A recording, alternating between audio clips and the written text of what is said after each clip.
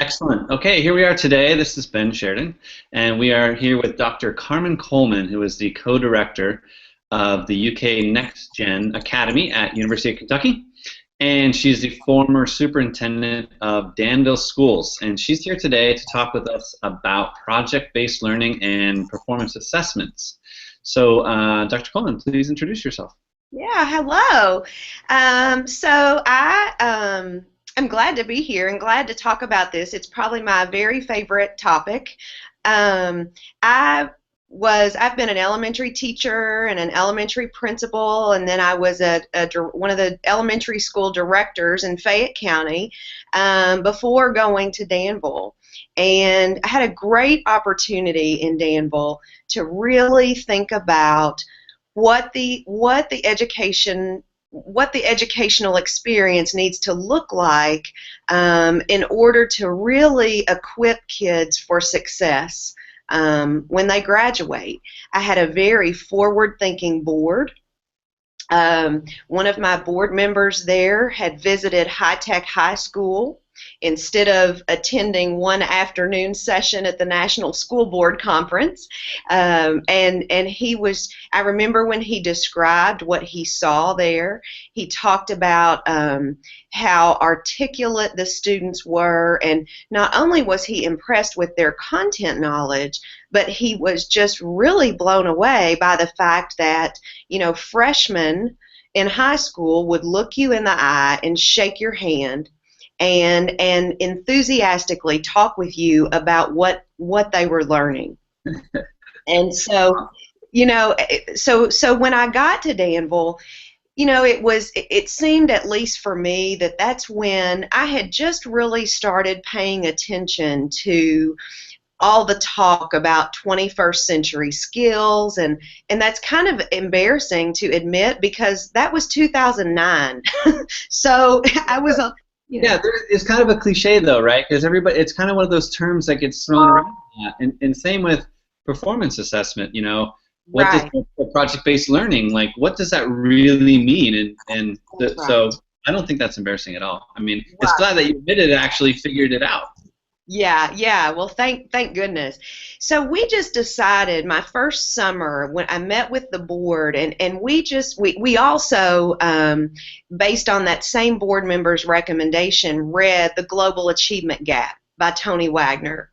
And in that book, he talks about schools that were really trying to reimagine the learning experience for kids and who were being successful at doing that. And so we just decided that we were going to take a journey.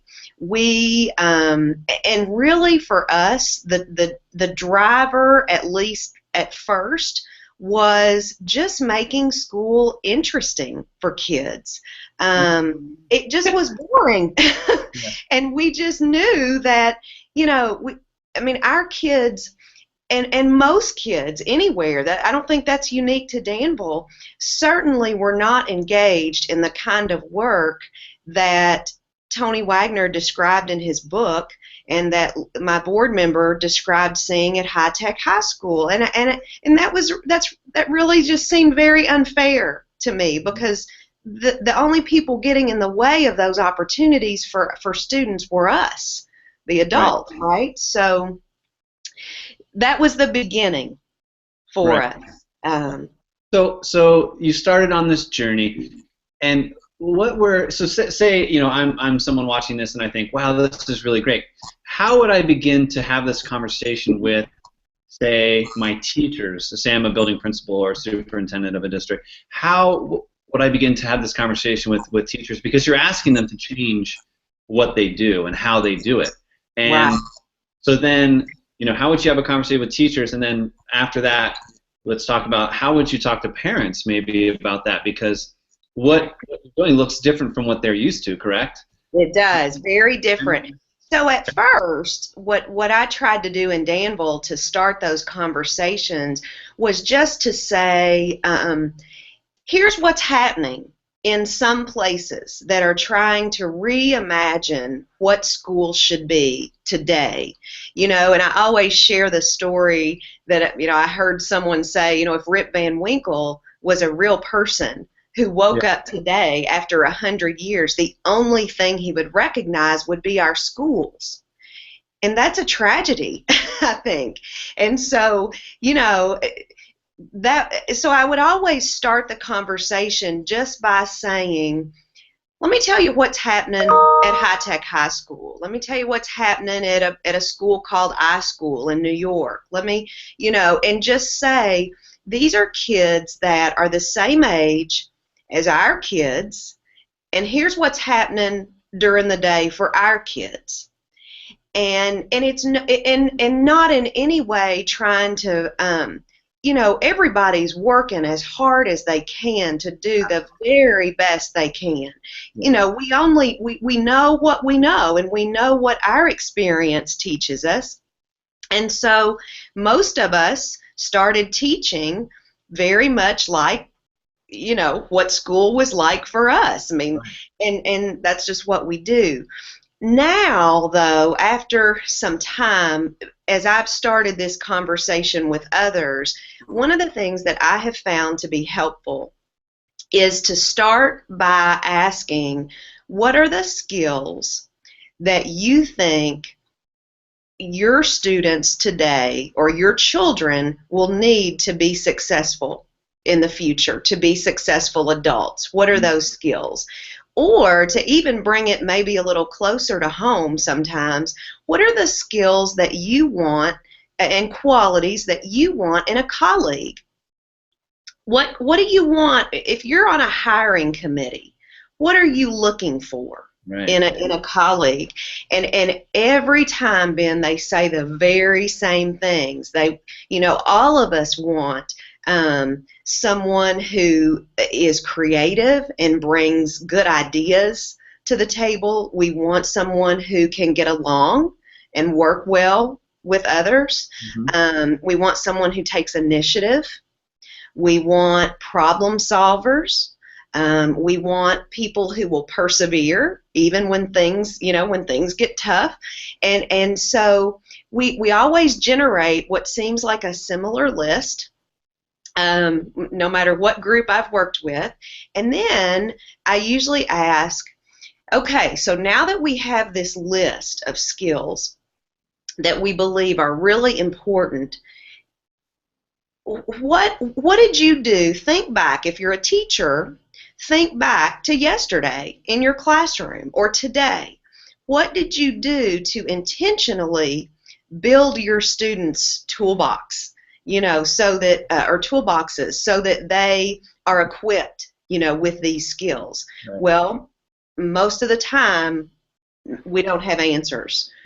Now, so what about a student, from a student perspective, say, because some kids, you know, school is designed a certain way, and so kids can get really good at school, and they may not, that doesn't necessarily translate to learning. It might, but it might not. So they might get really good at the school model. So now you're kind of pulling out the rug from under them, you know, and what would you say about this?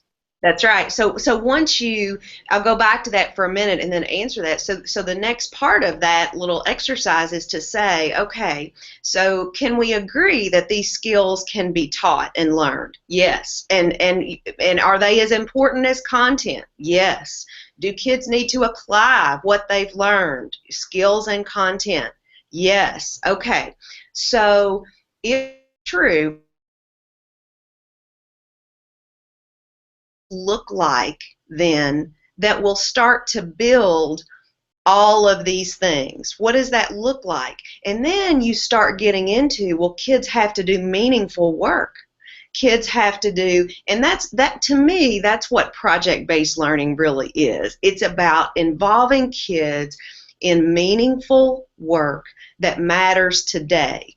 Now, the question about kids. So my experience has been that when you start this very different way of doing school, it is very difficult for students at first. Probably most difficult for students who have gotten very, very good at doing school, right? Because they've learned to be compliant. They've learned to follow the rules and do just what the teacher wants. And the best way I can illustrate that is to share what a student said to me once. The student's name is Nate. He wouldn't mind me sharing this. He was getting ready to graduate. And Nate said, Dr. Coleman, I know that you're working on really changing the learning experience for us and really trying to make school different. And he said, here's what I've been thinking about as I'm getting ready to graduate. For 13 years, I've been told what classes to take, what books to read, where the answers probably are, how long my answer needs to be, what time to go to lunch, how to walk down the hall. And now, he said, as I'm getting ready to graduate, every day people are asking me, what am I going to do? What are you going to do, Nate? What are you going to do? And he said, I have no idea, because I really haven't made any choices on my own. And I don't know. And so that was a real moment for me, because I think what he said is so true. But what starts to happen when you start to say to kids, I don't know the answer, but we're going to work to find out. And I mean, it is very difficult. I mean, we found that you almost need to have a little boot camp almost to help prepare them for this very different experience. Well, and I think for teachers too, right? You Right. don't know exactly how it's going to go, and so teachers are used to, Right. being in control every moment of the day. They got to run their classroom really tight. They need to, achieve these objectives, get these results. And when you're doing project-based learning, you're kind of throwing it all out there and saying, Right.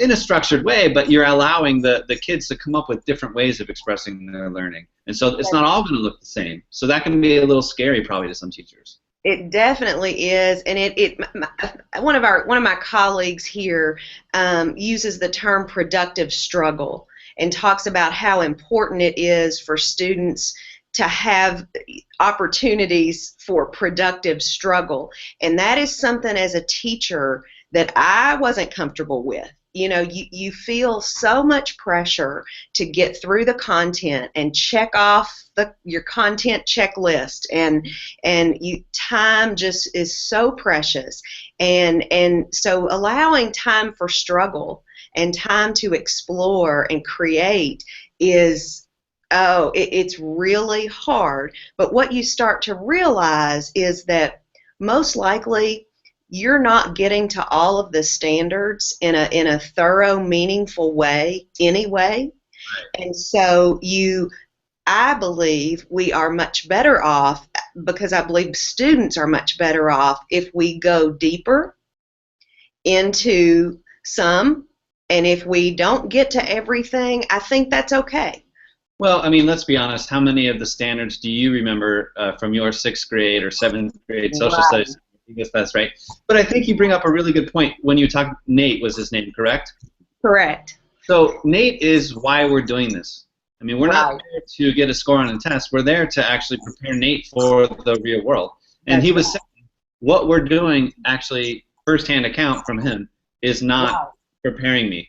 So we really have to take an honest look at, are we doing stuff to get a certain result, or are we doing stuff to actually prepare our kids, which is really why we're doing this. Right. That's right. That's right. And that's what, when I saw the kinds of experiences that kids were having in schools that weren't, the schools that I visited and was able to learn the most from, of course, High Tech High I've mentioned, another was iSchool in New York. When I saw what could happen in schools that didn't feel held so hostage by testing and state accountability, and or at least, and those schools were held accountable. They weren't exempt from anything, but they had just decided that they were going to define themselves differently. When I saw the kinds of work the kids were doing when the school had a different kind of focus, it's a no-brainer when you ask yourself, what do I want for my kid? Well, and the fact is, right, these kids are all going to do well on these tests anyways, because they are getting the skills necessary. So they're not maybe covering every single piece of content, but it doesn't matter because the content really is there to teach the skills in many cases. Right.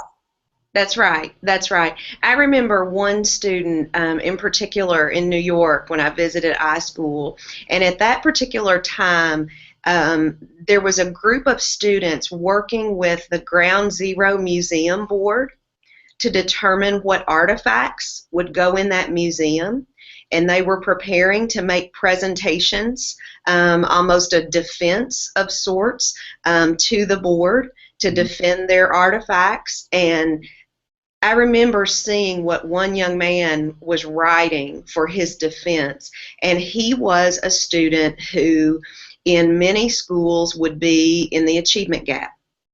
The quality of his writing was absolutely outstanding, and it was so far beyond what I saw even AP kids doing that I just thought, this is the kind of thinking that I want our students to do. And how much of that came from him and not his teacher standing over him saying, you need to do this? Right, right. And what you start to see when you make this shift is that teachers pose questions, not answers. Right. And I think, there's that quote about too often we give our students answers, and what we really need to give them are questions and problems to solve, real problems. Not very often too, kids want to know, of course, why am I doing this? Why are we doing this? Why are we learning this? And sometimes as a teacher, the best answer I could come up with was, well, because when you go to middle school, you're going to need this, or when you go, and you didn't hear that in these schools. What you heard was, or what you saw was kids being engaged in work that mattered to them today, because it was relevant to them today.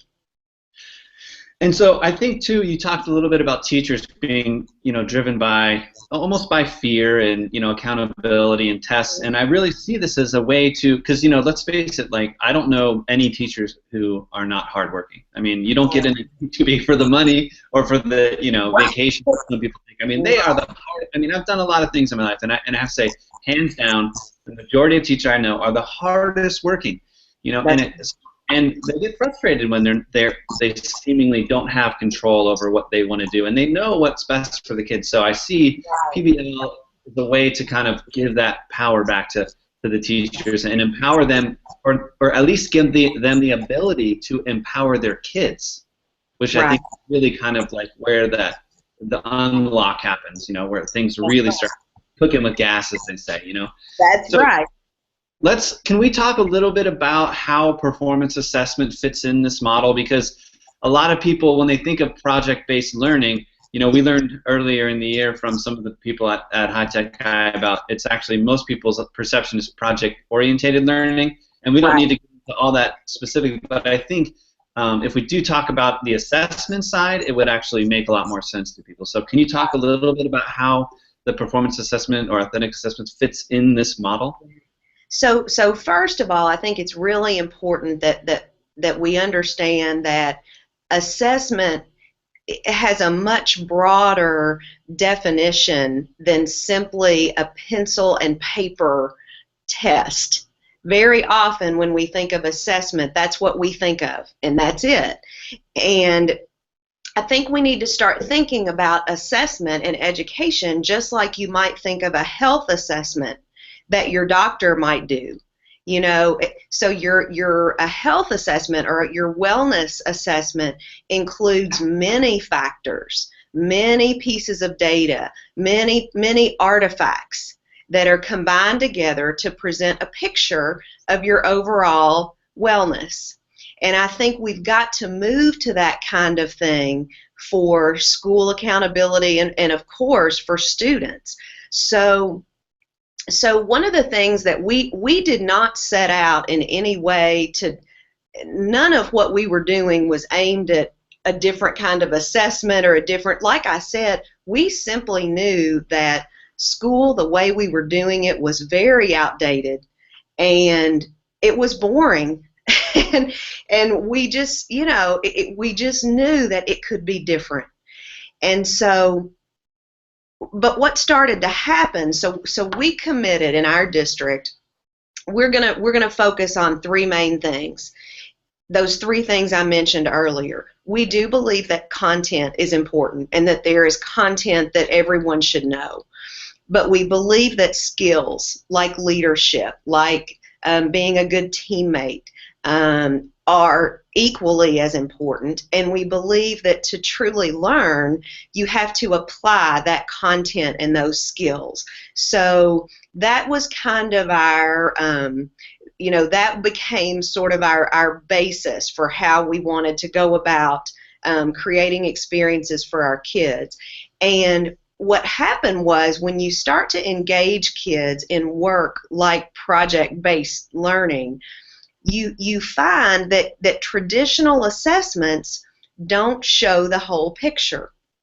And even when you read the new Common Core, for example, there are standards in English language arts about speaking and listening.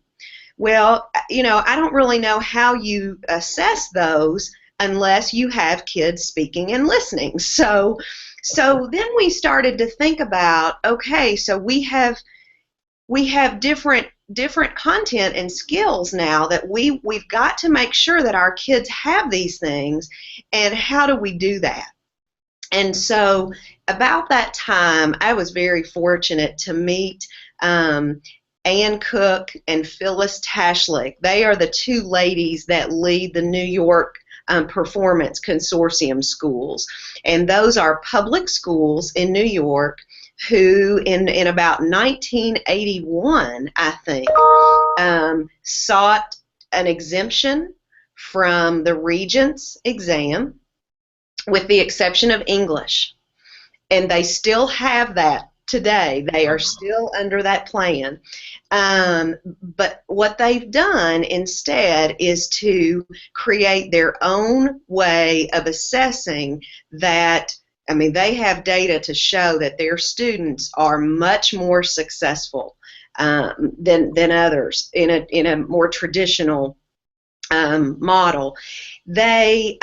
So essentially what that looks like is that kids might present what they've done, present a project, present their work to a panel that will include people who really are experts in the topics. So if a student's project is something with chemistry and engineering, and then there'll be a chemical engineer on the panel. So that's something that I saw in all of those schools that I learned about, is that assessment, first of all, was pencil and paper wasn't the dominant form of assessment. It was still there when it was appropriate, but assessment in these schools was very different, very authentic, meaning if you were making something, it had to work.